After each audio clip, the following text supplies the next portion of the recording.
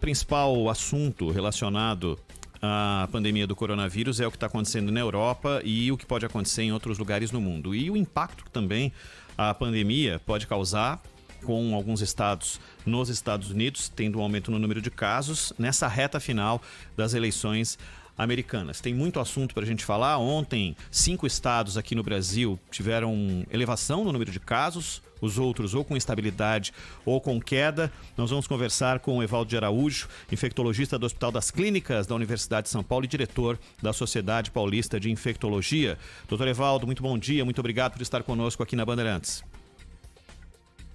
Bom dia, obrigado a vocês pelo convite. Como é que o senhor tem acompanhado as notícias relacionadas a esse repique na Europa e principalmente no que diz respeito à mutação que estaria atingindo os principais países da Europa? Bom, em relação ao repique, não é um movimento que nos cause surpresa, já havia essa previsão que isso pudesse ocorrer, e sobretudo da maneira que a Europa reabriu, né, que foi uma maneira bastante abrupta, intensa, sem o uso da máscara obrigatória em vários países. Então, de certa forma, esse era um fenômeno esperado, né? Já em relação a essa variante, a gente não sabe ainda, é uma publicação muito recente, se isso vai ter algum impacto verdadeiro em termos de impactar na resposta imune, de eventual falha vacina, de eventual maior gravidade. Aparentemente não é, e no próprio pré-print que traz essa publicação, essa descrição, os próprios pesquisadores colocam que a maior parte das informações críticas, elas não são conhecidas. Então, existem muitas variáveis do SARS-CoV-2 e o que a gente tem que fazer é acompanhar. Até o momento, nenhuma dessas variáveis se mostrou relevante em termos de impacto clínico. E dessa forma, então, elas não seriam também um dificultador do desenvolvimento da vacina, doutor Evaldo? Não, todas as variantes que apareceram, elas são variantes que têm mutações que permitem que a gente as classifique como diferentes das demais. Mas naquela região próxima da proteína que a gente chama de spike, que é o alvo preferencial para as vacinas, isto não foi grandemente comprometido. Então, até o momento, a nossa expectativa é que isso não impacte. Agora, mutação viral, a gente aprende com influenza e com outros vírus, é um fenômeno natural e contínuo. Então, toda vacina ela passa de tempos em tempos por atualizações, e eu não imagino que vai ser diferente com a vacina para a Covid-19, assim que ela estiver finalizada, em uso. Certamente esse é um processo contínuo de desenvolvimento que vai acompanhar a história dessa doença entre nós. Doutor Evaldo, o início da pandemia pegou o fim do inverno na Europa. Aí veio o verão e a necessidade de muita gente de aproveitar ou tentar recuperar o tempo perdido. Só que a Europa já está entrando, já entrará em breve de volta no inverno. A volta, esse repique que já era mais ou menos esperado, tem uma diferença muito grande do que aconteceu no início da pandemia? Ou essa carga de novos infectados com uma estação fria pode trazer algum fato novo na pandemia naquele continente? Bom, eu acho que a gente tem algumas diferenças, né? Primeiro, o momento. A gente aprendeu muito mais a lidar com a pandemia.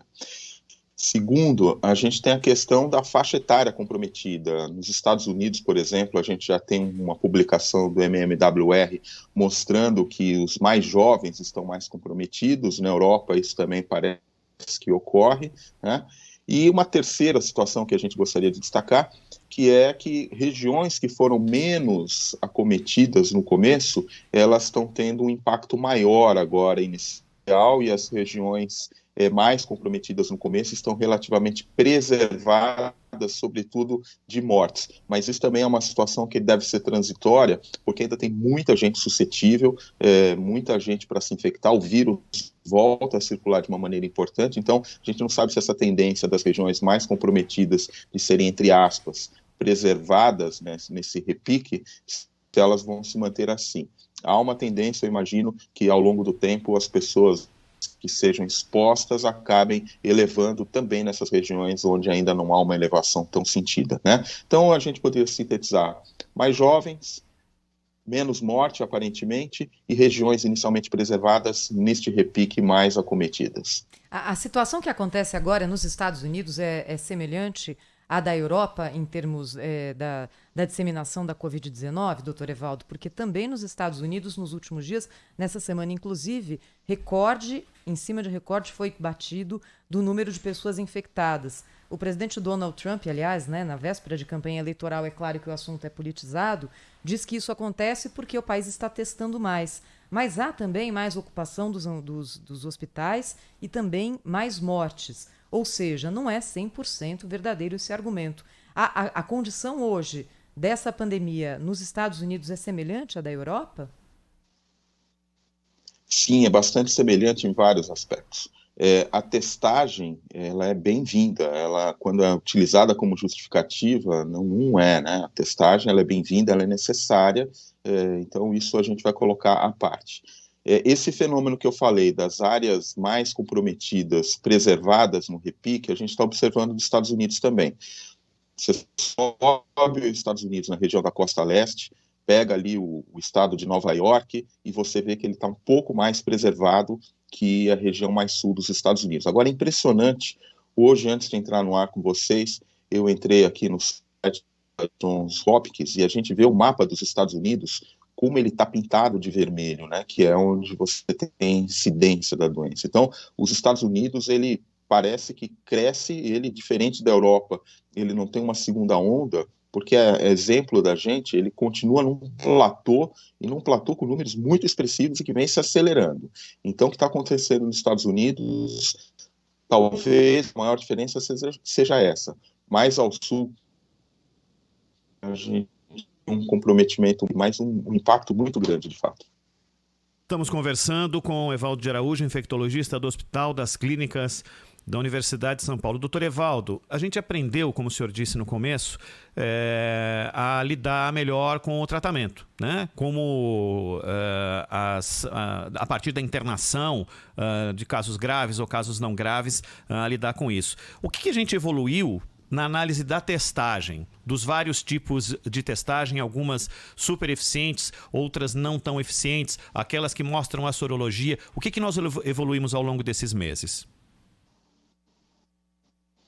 Bom, uma evolução que eu acho muito importante do ponto de vista operacional e prático.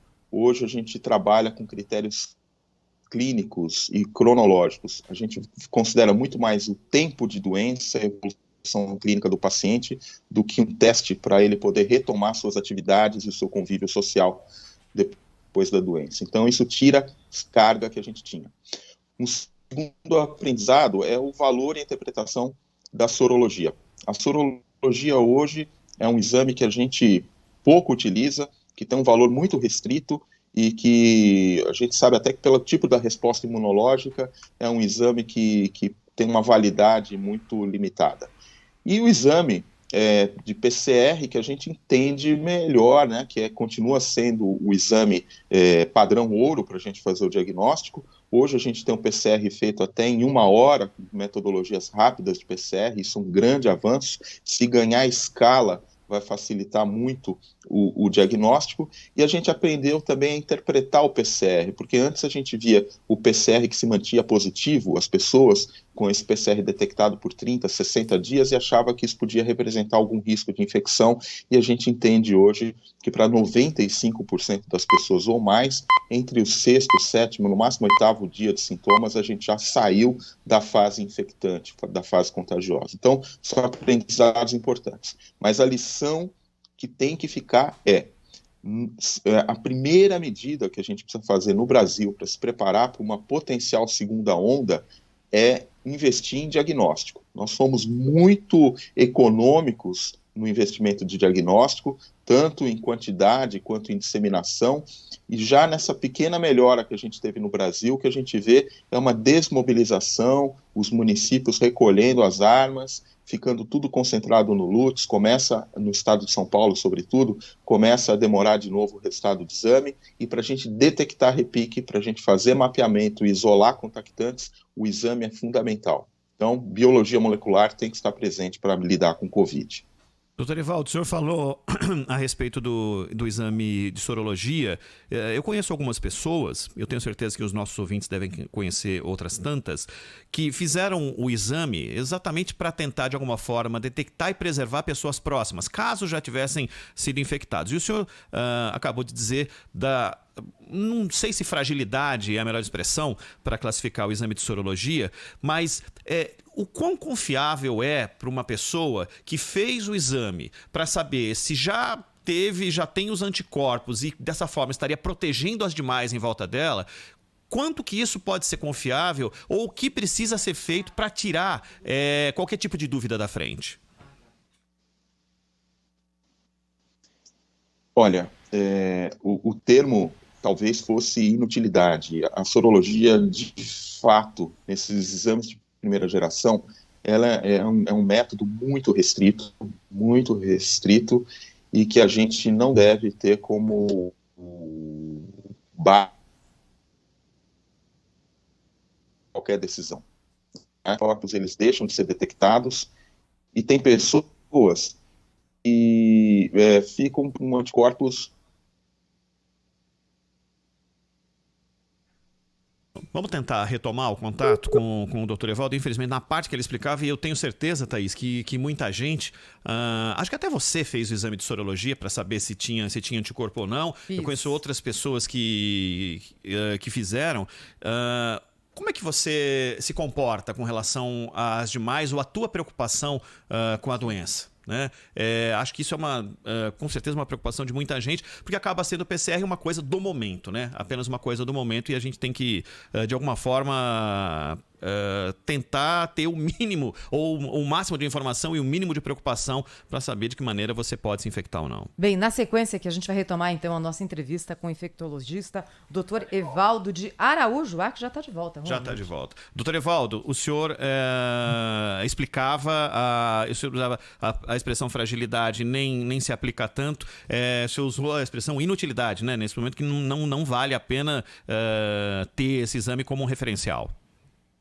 Exato. Desculpe aí pelo problema do sinal, porque é uma resposta que eu acho importante. As pessoas gostam muito da sorologia, mesmo profissionais médicos e profissionais ligados, sobretudo, à área da medicina do trabalho, usam a sorologia como uma ferramenta estratégica.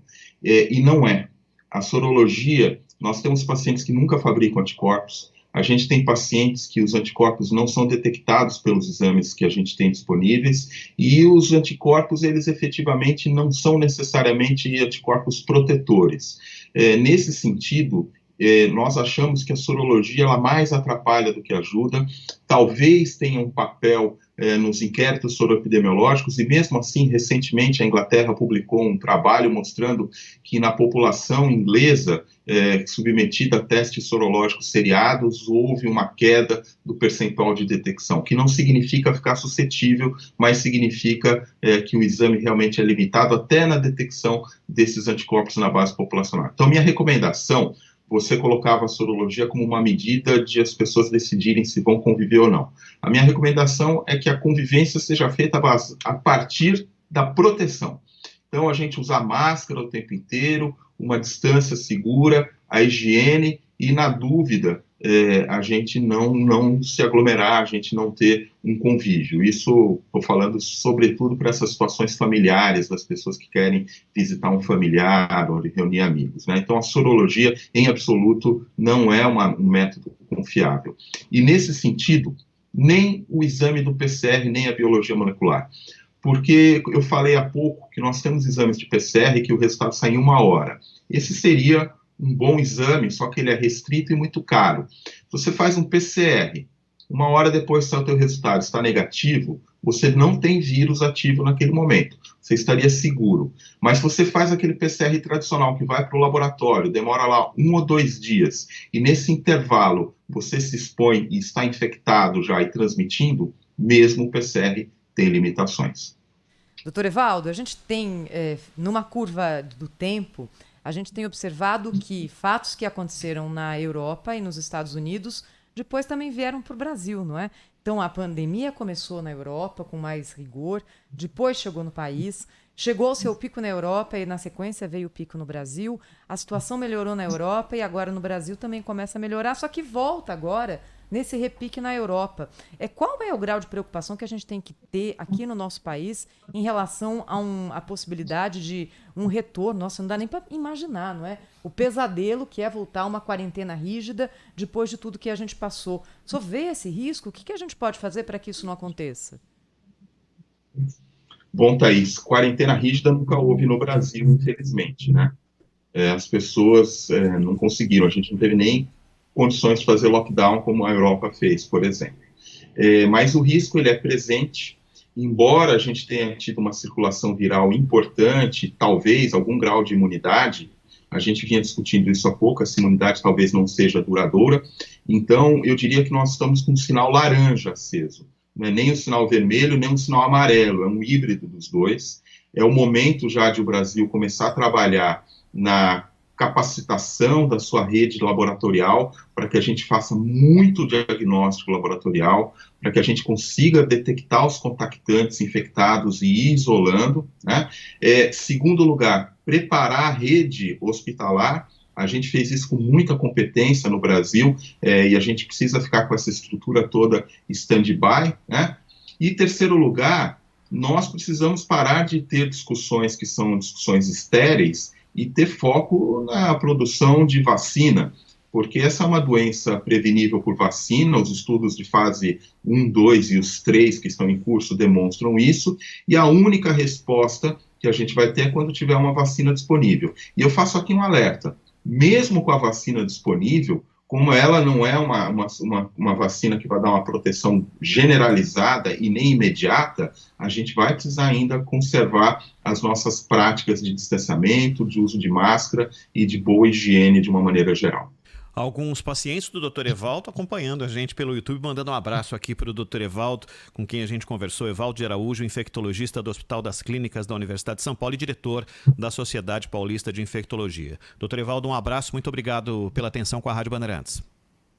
Eu que agradeço, um grande abraço. Muito obrigada, um abraço também ao pessoal do site UOL, a entrevista também foi reproduzida na capa do UOL, ao vivo aqui junto com a gente na Rádio Bandeirantes.